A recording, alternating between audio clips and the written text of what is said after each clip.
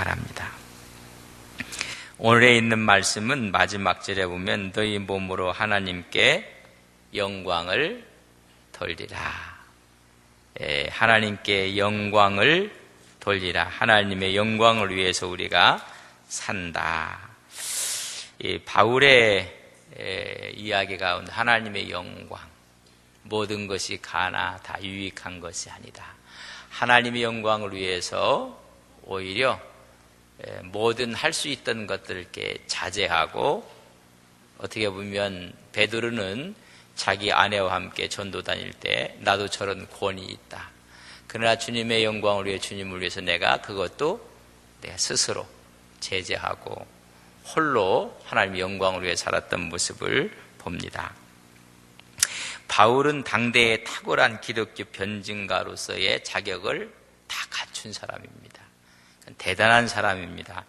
히브리 종교 교육을 통해서 유일신 하나님을 섬기는 사람이었고, 그는 나면서부터 로마 시민권을 갖고 있었던 사람이었습니다.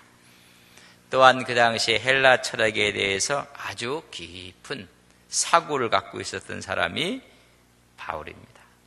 그래서 자기 나이 또래에서는 가장 유대교에 철저했던 사람이었다, 그렇게 말해주고 있습니다. 그러나 다메섹 도상에서 예수를 만나요. 주님을 만나고 나서 생애 목표가 달라져 버렸어요. 그래서 주님을 만난 사람들은 여러분 생애의 목적이 틀리고 목표가 틀려집니다. 오직 하나님의 영광을 위해서 사는데 히브리 제사장들을 오히려 비난을 합니다. 왜냐하면 교만과 형식적인 의식으로 타락해 있다.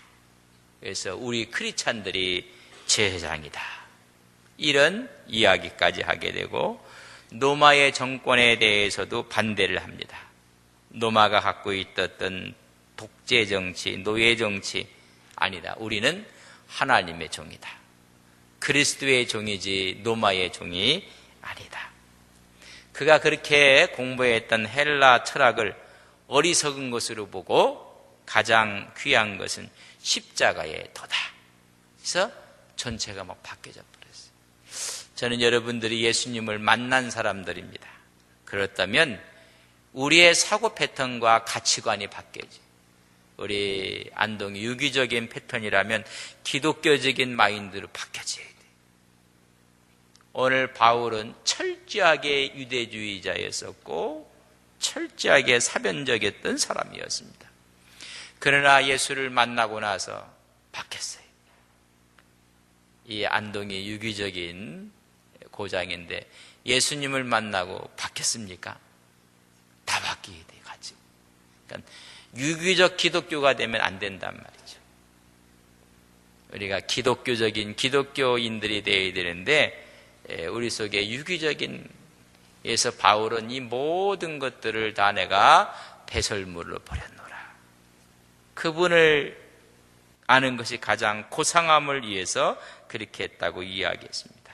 그래서 바울은 예수님을 만나고 예수님을 알게 되면서 다 변했어요, 다.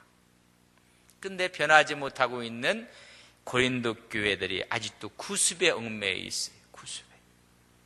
구습에 얽매여 있는 사람들, 헬라의 사상에 절여 있는 사람들을 위해서 쓴 것이 고린도 전서, 고린도 후서라 쓰고 있습니다. 헬라 사상을 받아서 고린도 교회가 언쟁을 좋아해요. 언쟁을. 그래서 서로가 불화하고 분쟁하고 당파가 나눠지고 파당들이 나눠지고. 근데 고린도 교회인들이 이런 사상을 받아서 자기가 하고 싶은 것을 다 하는 것을 자유라고 생각을 해요. 자유다. 모든 것이 가하다. 이런 사상. 근데 오늘 말씀해 보면 12절 우리 같이 한번 읽겠습니다. 같이 읽겠습니다. 시작. 모든 것이 내게 가하나 다 유익한 것이 아니요 모든 것이 내게 가하나 내게 무엇이든지 얽매이지 아니하리라. 모든 것이 가하다는 자유에 대한 사고를 갖게 되었습니다. 바울도 일단 그런 모든 것이 가하다는 것을 전반부는 받아들여요. 그러나 부정하고 있어요. 우리가 그 후에도 좀 읽어볼 텐데, 일단 받아들이지만은 그러나 부정하고 하겠어요. 모든 것들이 가하지만은 제재받아야 된다는 것입니다. 자유의 한계가 있으므로 자유함을 오히려 선용해야 되는데 악용한다는 것입니다. 여러분, 자유함을 악용을 하면 더 나쁜 일들이 벌어져요. 아름답게 선용을 해야 돼요. 내가 이런 자유를 만끽한다. 근데 그 자유를 만끽할 때 옆에 있는 사람들에게 피해를 주고 있어요. 그러면 그 자유는 이렇게 제재받아줘야 된다는 것입니다. 모든 것이 가하나 모든 것이 유익한 것이 아니다. 그래서 인격 향상과 권위와 사회적인 표준을 이야기를 해야 돼요. 기독교는 어떻게 보면 자유의 종교예요. 진리를 알지니 진리가 너희를 자유케. 그러니까 진리 안에서 자유함을 느끼는 거예요. 복음 안에서 자유함을 느껴야 돼요. 근데 복음의 능력을 벗어나서 자유를 느끼는 순간 오히려 세상 사람들한테 여러분 손가락질을 당하고 웃음거리가 된다는 이야기죠. 물속에 있는 물고기가 자유를 얻기 위해서 물 밖으로 나오면 어떻게 될까요? 자유를 느끼고 싶어서 나왔는데 여러분 죽고 말아요. 어항 속에 있는 물고기가 자유를 위해서 어항을 뛰쳐나오면 여러분 죽어요. 우리가 복음 안에서 물고기가 어항 안에서 있는 것처럼 우리 크리스찬들이 복음 안에서의 자유함을 우리가 하는데 그걸 뛰어넘는다는 이야기죠. 인격 향상을 위해서 그 자유함이 어느 정도 제재가 받아져야 된다는 것입니다. 자신이 원하는 일이면 무엇이나 할 수 있다는 생각 잘못이에요. 제가 그런 얘기를 해요. 내 입 갖고 있다고 내 마음대로 다 말하면 안 돼요. 제재를 받아야 돼요. 내가 갖고 있는 돈이 있다고 해서 그 돈을 내 마음대로 써도 안 돼요. 우리가 인격 향상의 표준은 예수 그리스도라는 얘기입니다. 이 땅을 살아가는 순례자의 우리의 표준이 누군가? 주님이라는 것입니다. 그러면 그리스도의 덕을 세우는 데 사용되어져야 합니다. 그래서 우리의 삶의 인격이 주님을 드러내야 되는 거예요. 권위도 마찬가지예요. 모든 것이 내게 가하나 내가 아무에게도 제재를 받지 아니한다고 했습니다. 그 말은 내가 남의 종이 되지 않는다는 것입니다. 오직 우리는 예수님의 종만 된다는 거예요. 하나님의 종이라는 것입니다. 나의 모든 권위는 예수님께 있다는 것입니다. 나를 지배하고 나를 다스릴 분은 그분이다. 그분이 나의 주인이다. 여러분, 쉽게 이렇게 우리가 돈을 갖고 있어요. 그 돈이 생활에 얼마나 편하게 하는지 아십니까? 돈이 참 우리를 편하게 하고 우리를 기쁘게도 만들어요. 근데 우리가 돈의 제재를 받는다면 돈의 종이 되는 거예요. 그걸 초월하는 것이다. 감정에, 혈기에, 음란에, 세상 것에 우리가 거기에 지배를 받으면 그 종이 된다는 얘기죠. 우리는 어느 교회도 제재를 받아 종이 되지 않는다는 것. 우리가 갖고 있는 물질에 우리는 종이 되지 않는다. 우리가 갖고 있는 명예도 우리가 준 힘도 거기에 내가 제재를 받지 아니한다. 오직 나를 제재하실 분은 그분밖에 없다. 그런데 어떤 분들은 세상권을 갖고 거기에 여러분 예속되어 살아요. 예속돼. 오직 우리를 예속하실 분은 우리 주님밖에 없습니다. 그래서 그 진리가 우리를 자유함을 느끼는 건데 세상 것에 전부 다 우리가 구속을 받고 있어요. 거기에 속박을 받고 있다는 것입니다. 여러분, 이런 속박으로부터 벗어나서 오직 나를 다스릴 분은 오직 주님밖에 없습니다. 그분의 제재를 받는 거예요. 근데 어떤 사람들은 주님의 제재는 안 받고 이상한 거에 이렇게 제재를 받고 거기에 따라다니는 사람들이 있어요. 여러분, 주님의 말씀이, 주의 사랑이 우리를 지배한다는 것입니다. 그래서 우리는 그리스도의 종이기 때문에 세상 어떤 것에도 얽매여서는 안 된다는 것입니다. 그래서 부름받아 나서니 보면 어디든지 가오리라.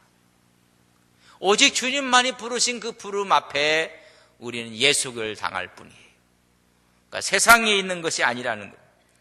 그래서 크리스찬들이 이런 권위를 세우기 위해서 세상의 더러운 것들을 다 떠나라고 이야기해요. 오히려 그로부터 벗어나라고 이야기했습니다.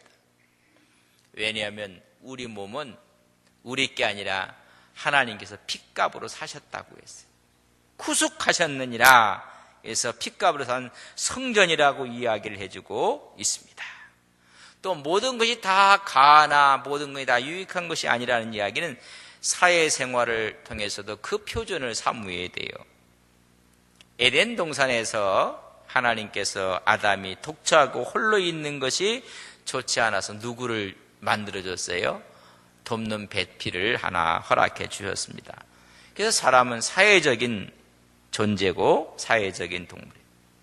어느 누구도 혼자는 살 수가 없어요. 나 혼자의 생존의 기쁨을 누릴 수 없다는 것입니다. 함께 더불어 남에게 덕을 끼치며 살아가는 것이 우리 사회생활의 원리예요. 그래서 만들어진 그 의도 돕는 배필로 서로가 돕고 협력하는 함께 영향력을 끼칠 때 좋은 영향력, 덕을 끼치고 살아가는 사회생활의 원리를 마련해 주었습니다. 크리스찬들은 죄를 범하지 않는 한 무엇인지 할 수 있어요. 다 할 수 있어요. 그러나 사회적인 동물, 이웃을 위해서라면 내가 하고 싶은 자유도 권리도 제재를 받아야 돼요. 어떤 분들은 믿음이 탁 출해갖고 옆 사람이 어떻게 하든 말든 막 그렇게, 이건 잘못된 거예요. 하나님께서 우리를 사회적인 관계 존재 속에 이 땅에 보내신 거예요. 그럼 내가 기도를 하고 옆에 사람들이 조용히 하면요, 그것도 제재를 해야 되냐. 그럼 남이 없는 데 가서, 골방에 가서, 우리 주님께서 그렇게 얘기했거든요. 너는 골방에 가서 그렇게 해라. 모든 것이 가나. 그렇지. 우리가 하나님의 영광을 위해 산다는 것은 사회생활을 통해서도 마찬가지라는 얘기입니다. 이웃을 위해서라면 내 자유도 내 권리도 여러분 제재를 받아야 되는 거예요. 어떤 것은 삶으로 좋아요. 그러나 남에게는 유익이 안 될 수가 있어요. 그런 내가 스스로 제재를 해야 돼요. 그건 죄는 아니에요. 죄는 아니지만은 유익을 끼치지 못하는 거라면 스스로 내려놓아야 돼요. 한 분들은 이것만이 최고라고 생각하고 그 틀린 건 아니에요.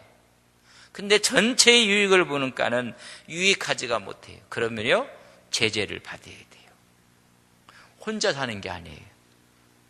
여러분, 교회에도 연세가 들으신 분이 있고 그렇지 않은 분들이 있고 오래된 신앙인이 있고 연륜이 좀 깊지 않은 분, 이게 다 같이 있단 말이죠.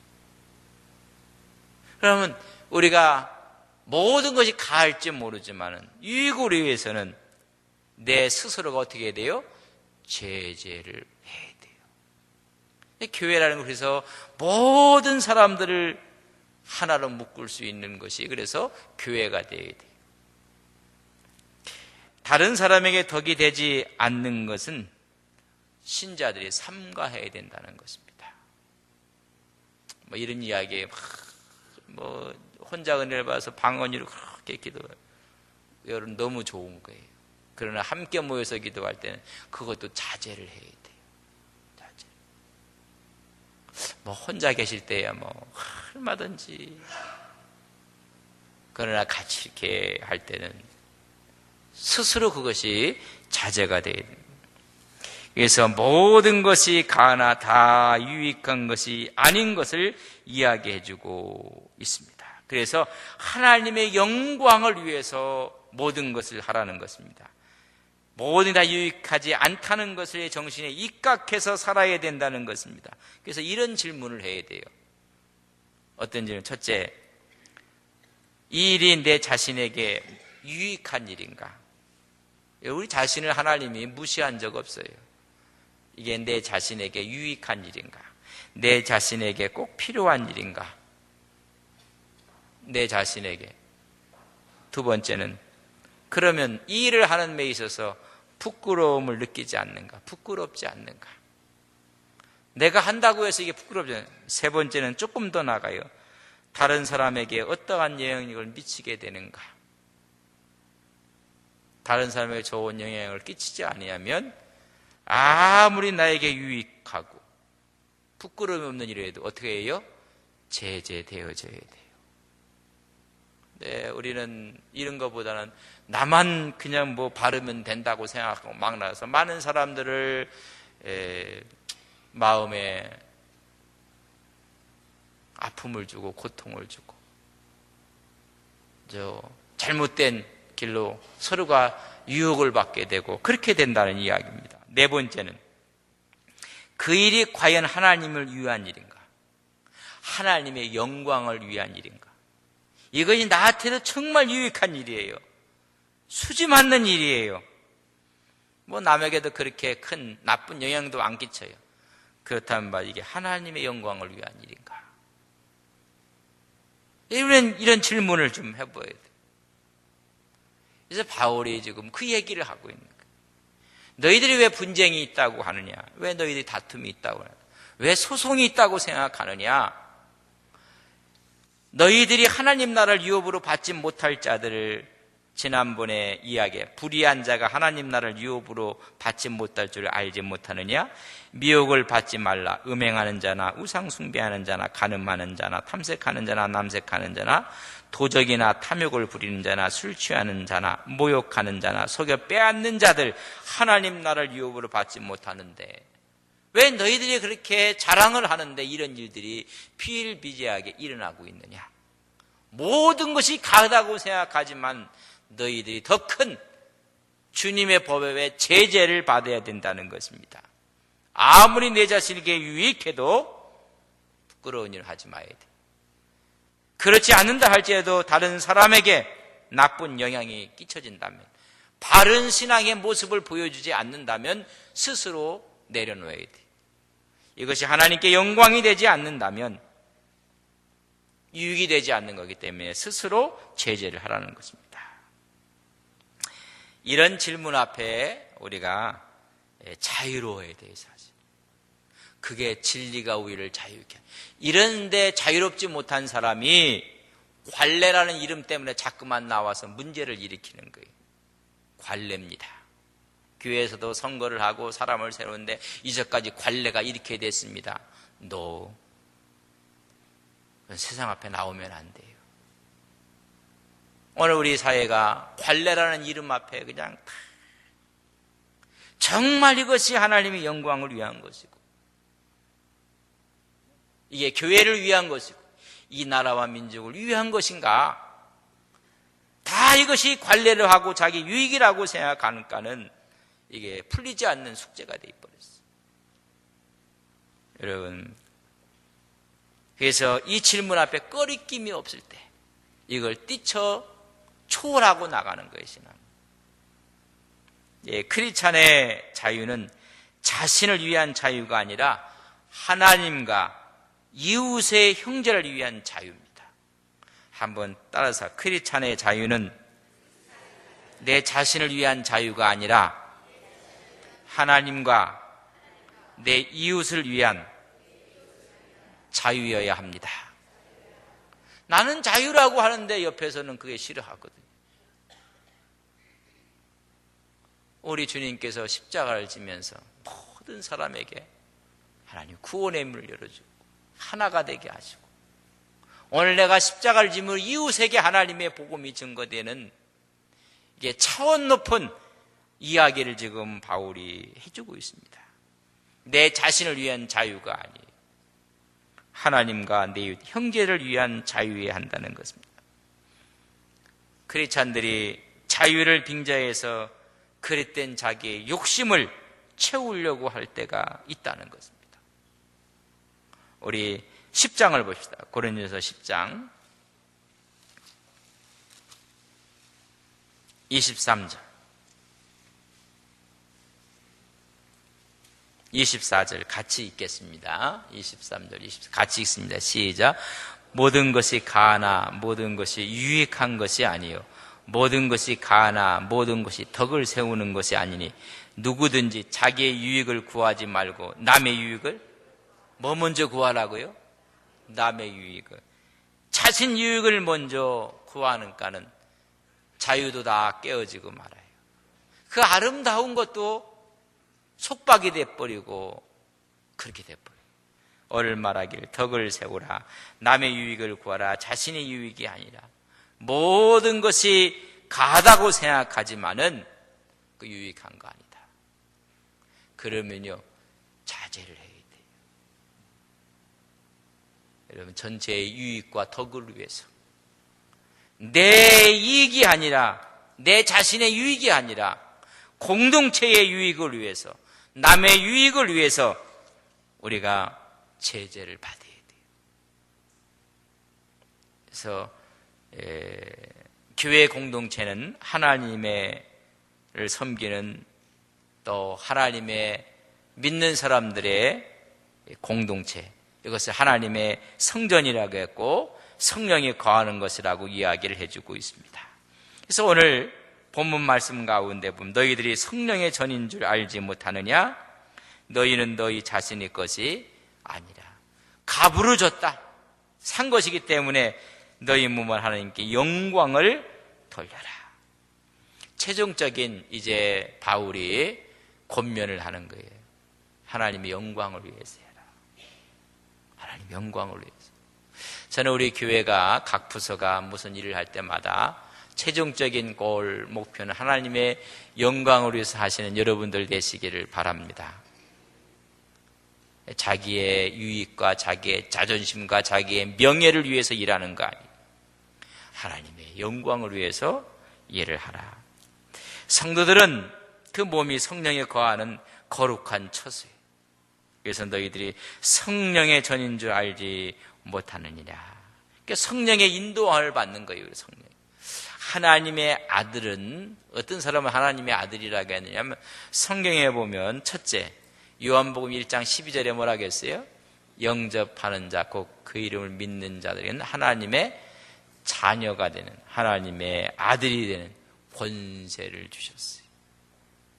여러분 그 가정에 아기가 태어나면요 그 가정의 애예요. 우리가 예수를 믿는 순간 우리 하나님의 자녀가 되고 아들이 돼요. 그렇다면 그 아들로서의 역할은 하나도 못해요. 왜? 습득된 게 없어서 그래요. 그 문중에 아기가 하나 낳았으면 얘는 자기가 김씨인지 장씨인지 권씨인지 이씨인지 몰라요. 그러나 그 집 아들이에요. 우리가 예수님을 영접하는 순간 우리는 하나님의 자녀예요. 그러나 커가면서 두 번째는 마태복음 5장 9절에 보면 화평케 하는 자는 복이 있나니 저가 하나님의 아들이라 일컬음을 받으리라. 이게 뭐가 나타나요? 화평이 나타나요. 모든 깨진 관계를 하나로 만들고 화평케 이게 하나님의 자녀의 특징이에요. 특징. 누가 하나님의 아들이냐? 화평케 하는 피스메이커라고 했어요. 한 단계 더 뛰어 올라가면 로마서 8장 14절에 보면 하나님의 영으로 인도함을 받는 사람이 하나님의 아들이라. 뭐로 인도함을 받아요? 하나님의 영으로. 성령의 인도함을 받는 사람이, 성령의 이끌림을 받는 사람이 하나님의 아들이라. 영접하고 화평케 하고 하나님의 성령으로 인도를 받는 사람, 이게 하나님의 아들이라. 예, 하나님의 영으로 인도. 너희들은 성령의 전이 돼서 하나님의 영으로 인도를 받아야 된다. 또한 성도들은 그리스도께서 값주고 사신 것이므로 자신의 몸이 아니라는 것입니다. 오늘 말씀하기를 19절, 너희 몸은 너희가 하나님께로부터 받은 바 너희 가운데 계신 성령의 전인 줄을 알지 못하느냐. 너희는 너희 자신의 것이 아니라고 했습니다. 그러면 누구 거에게? 하나님의 거예요. 주의 성령이 들어와서 하나님께서. 그러면 함부로 사용할 권리가 나한테 없어요. 십자가에서 흘리신 핏값으로, 우리 이것은 배상설이라고도 얘기하는데, 여러분 베드로전서 1장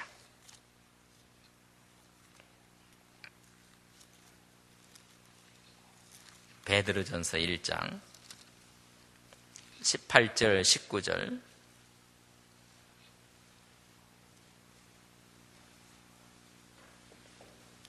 베드로전서 1장 페이지로 377면입니다. 18, 19절 같이 읽습니다. 너희가 알거니와 너희 조상에 물려준 헛된 행실에서 대속함을 받는 것은 은이나 금같이 없어질 것으로 된 것이 아니요 오직 흠없고 점없는 어린 양 같은 그리스도의 보배로운 피로 된 것이나 핏값으로 우리를 사셨다는 것입니다. 그래서 성도는 이미 그리스도와 한 몸을 이룬 사람들이라는 거예요. 여러분, 주님이 내 안에 있고 영접해서 내 마음속에 있고 이제는 그분과 한 몸을 이룬 자들, 핏값으로 산 자들, 그래서 계속해서 성령의 인도하심을 받고 내 뜻이 아니라 그분의 뜻을 따라 살아가는 사람들. 그래서 성도의 의미, 목적 어디에 있는가? 그것은 내 속에 들어오신 그분을 영화롭게 하는 거예요. 영화롭게 하는데, 그래서 피조물의 제일 되는 목적이 하나님을 영화롭게 하고 그와 함께 즐거워하고 이런 거란 얘기죠. 칼빈이 이런 말을 했어요. 우리는 자신의 영광을 버리지 않는 한 진실로 하나님께 영광을 돌릴 수 없다. 누구든지 자신을 자랑하는 자는 실로 하나님을 거스려 자랑하는 셈이 된다. 여러분, 자신의 영광을 버리지 않는 한, 자신의 고집을 버리지 않는 한 진실로 하나님께 영광을 돌릴 수 없다는 거예요. 우리가 갖고 있는 것을 놓지 않고는 하나님께 영광을 돌릴 수가 없다는 거예요. 그것이 자기의 영광이에요. 그래서 여러분, 그걸 놓아야 돼요. 그분이 내 속에 들어오셔서 그분이 나와 하나가 되셨고 그분이 나를 인도한다면 이제는 내 영광을 버리는 거예요. 그래서 칼빈이 내 영광을 버리지 않는 한, 내 사고를, 내 주장을 놓지 않는 한 진실로 하나님께 영광을 돌릴 수가 없다. 없어요. 그러니까 전부 다 자기가 충만한 거예요. 핏값으로 사셔서 그분이 들어서 예수로 충만하고 주의 성령으로 충만할 텐데 전부 다 자기로 다 충만되어 있어요. 지난번도 말씀을 드렸는데 우리 이원영 목사님 제자들 모임이 저희 경성회라고 저희 교회에서 있었어요. 그 제자들이 하는 말 중에 마음속에 와서 아련히 와 닿는 얘기가 있어요. 너무나 그 말이 좋고 또 거룩한 부담이 되기도 하고 정말 우리가 그렇게 살 수 있을까? 제자들의 공통적인 이야기가 그런 이야기예요. 앞에서 설교한 분도 그런 얘기를, 이원현 목사님을 보면 예수가 보였대요. 예수가 보여. 그러니까 예수님이 느껴졌다는 얘기. 옆 사람 한번 보고 어떻게 예수님이 좀 느껴지십니까? 이럴 줄 알았으면 잘할 걸. 그러지만 이게 그분을 보면 예수님이 느껴졌대요. 예수님을 만나는 거하고 느껴졌다. 저는 우리 교회 장로님들, 권사님들 보면 우리 새로운 분들 와서 정말 그분을 보면 예수님이 느껴지고 예수님이 보여지고 그렇게 되기를 주님의 이름으로 간절히 바랍니다. 이게 참 우리 이 교회에 초석을 놓으셨던 우리 원로 목사님이 그렇게 하셨으니까 우리는 당연히 그렇게 해야 되는 거 아닙니까? 그분을 보면 크게 느껴지는 거예요. 그러면 우리 것들을 다 내려놓는 거예요. 다 내려놓고 우리 자신을 자랑하는 자는 실로 거슬려 하나님의 영광을 자랑하는 게 자기를 내세우는 꼴이 되고 만다는 이야기를 해주고 있습니다. 우리가 진정으로 자랑할 것이 있다면 우리 것이 아니라는 것입니다. 예레미야 9장 23절 24절에 보면 지혜로운 자는 지혜를 자랑하지 말고 용사는 용맹을 자랑하지 말고 부자는 부함을 자랑하지 말라. 너희들은 하나님 아는 것을 자랑하라고 했어요. 하나님이 내 안에 계시고 그분이 나로 하는 그것을 자랑하라. 자랑은 그분이 내 안에 오셔서 나와 함께한 그것이 그분이 자랑이 돼서 그분의 사랑과 그분의 공의와 그분의 정의가 드러나는 것을 자랑해라. 세상에 있는 것을 자랑하지 말라고 이야기를 해주고 있어요. 자기들의 업적, 공로, 자기의 의, 자기의 신앙까지도 자랑거리가 아니라 하나님을 자랑하라. 하나님이 들어오셔서 하나님이 하시는 일을 자랑하라는 거예요. 내가 아니라 그분. 칼빈이 말한 것처럼 내 영광이 아니라 하나님의 영광. 그래서 내 것들을 놓을 때 거기에 하나님의 영광이 채워지는 거예요. 하나님을 크리스찬들은 하나님의 성전이라고 했어요. 그러면 하나님의 소유예요. 우리가 누구의 소유라고요? 하나님의 소유. 그래서 우리 교회도 마찬가지고 우리 개인이 성전이라고 하면 여러분 소유권은 다 누구한테 있어요? 주권과 모든 실질적인 권한은 그분께 있어요. 그분께. 그래서 그분 말씀 앞에 우리가 순종하고 우리 생각이 조금 못 미쳤습니다. 우리 생각이 좀 모자랐습니다.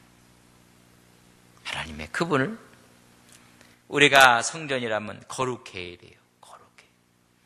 고린도전서 3장 17절에 보면 누구든지 하나님의 성전을 더럽히면 하나님이 그 사람을 멸하시리라.